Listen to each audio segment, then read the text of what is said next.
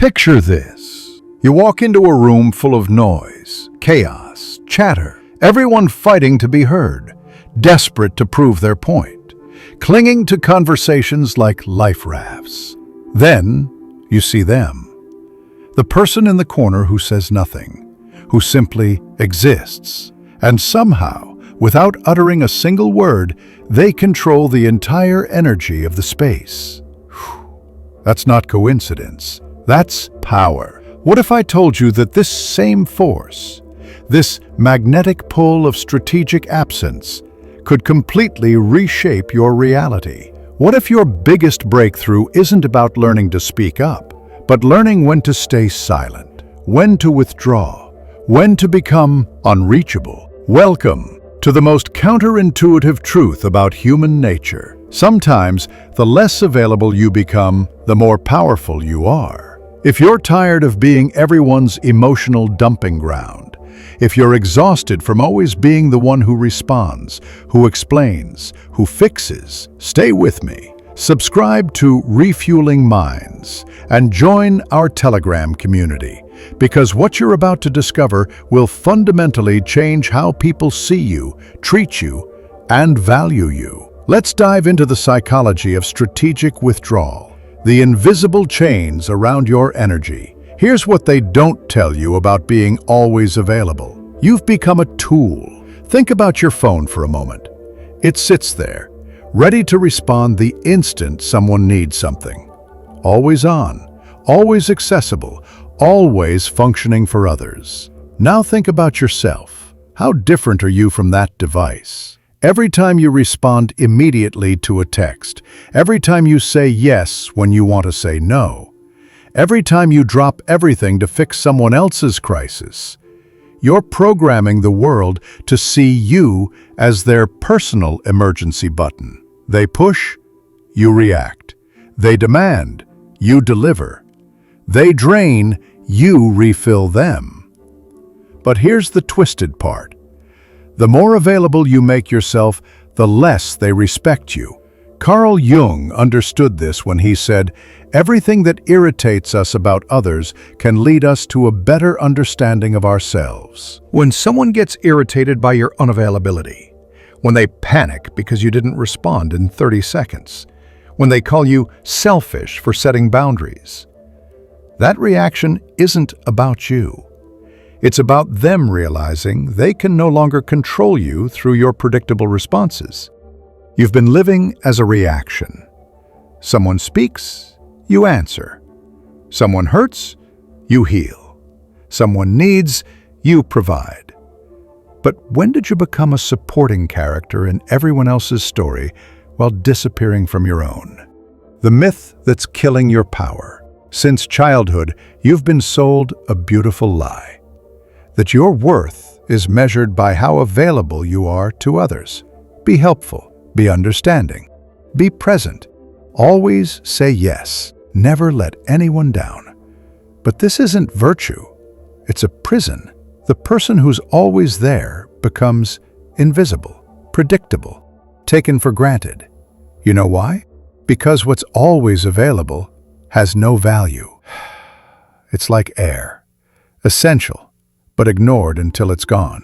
Jung spoke about the persona, the mask we wear to be accepted and loved.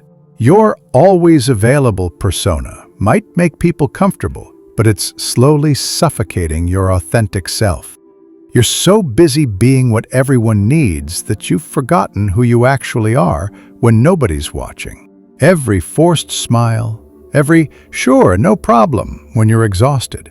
Every time you absorb someone's negativity to keep the peace, you're trading pieces of your soul for temporary approval from people who would forget you the moment you stop being useful. The cruelest irony? The more you give, the less they see you. The more you're available, the more they assume you always will be.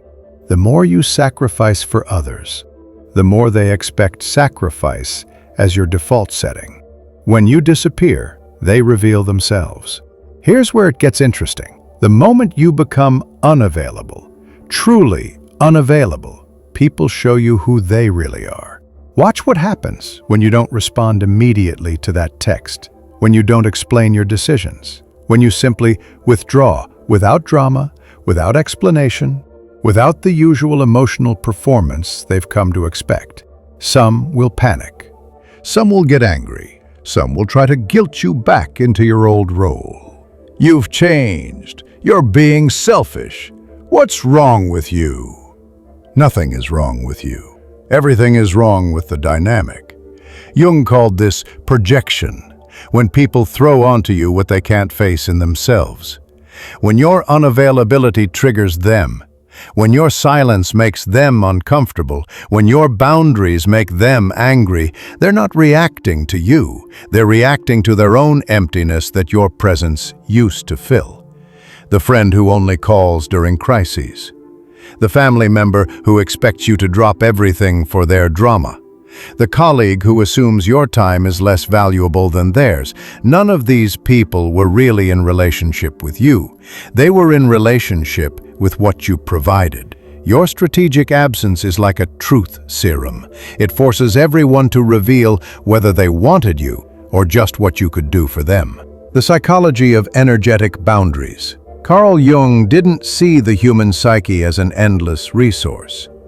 He understood that our mental and emotional energy operates like a finite system, and every thought, every reaction, every emotional investment costs us something.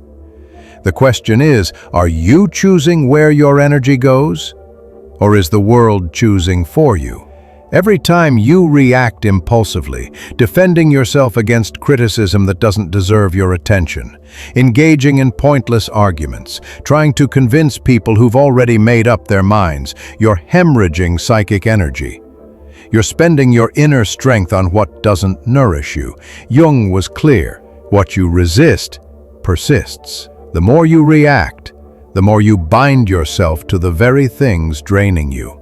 The more you explain yourself to people who don't want to understand, the more trapped you become in their narrative about who you should be. People who live emotionally exhausted aren't weak, they're misdirected. They've never learned to guard their energy, to be selective about what deserves their response, to understand that every reaction is a choice. When you conserve your energy, you break the projections others place on you. And that disturbs people, because now they have to deal with their own inner noise instead of using your reactions to distract from it. The silent revolution. There's a kind of power that most people never discover. The power of conscious absence. Not the absence of running away, but the presence of choosing differently. The silence that isn't empty, but full of intention. When you stop reacting immediately, something shifts. When you don't explain every decision, don't justify every boundary, don't perform emotional labor for people who wouldn't do the same for you, you change the entire game. Your silence becomes louder than their words. Your absence becomes more powerful than your presence ever was, because now they have to sit with themselves. And not everyone can handle that.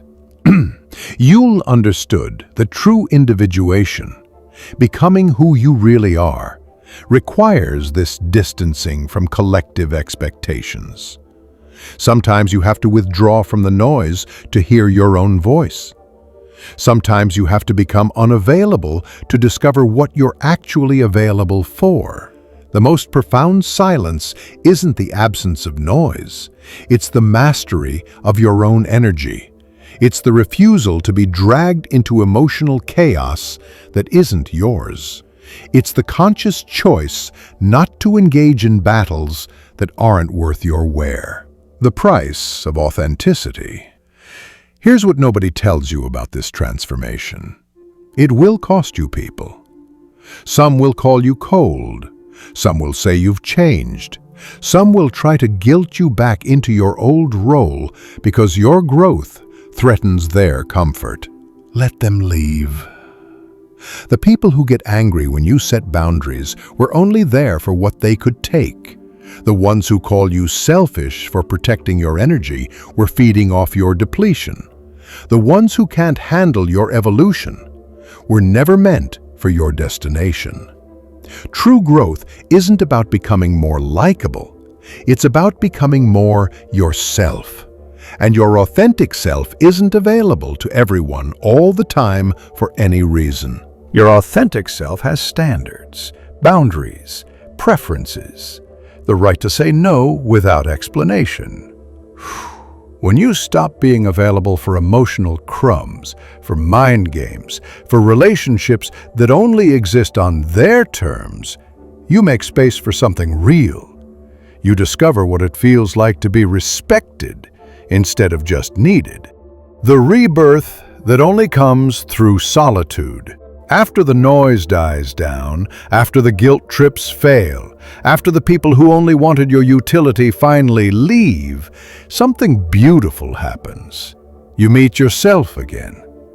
Not the version of you that was always fixing, always available, always shrinking to fit other people's comfort zones. The version of you that exists when nobody's watching, when nobody's demanding, when nobody's expecting you to be anything other than exactly who you are. Jung called this individuation, the process of becoming whole. But it requires isolation. Not the painful kind that comes from rejection, but the sacred kind that comes from choice. The solitude of someone who finally values their own company more than anyone else's approval.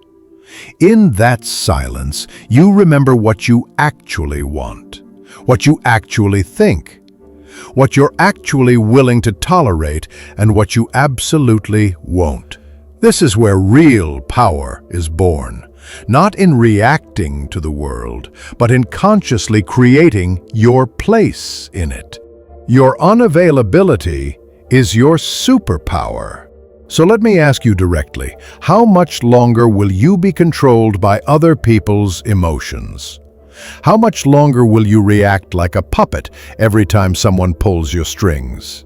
Maybe it's time to cut those strings, to withdraw strategically, to become a mystery instead of an open book that everyone reads and discards.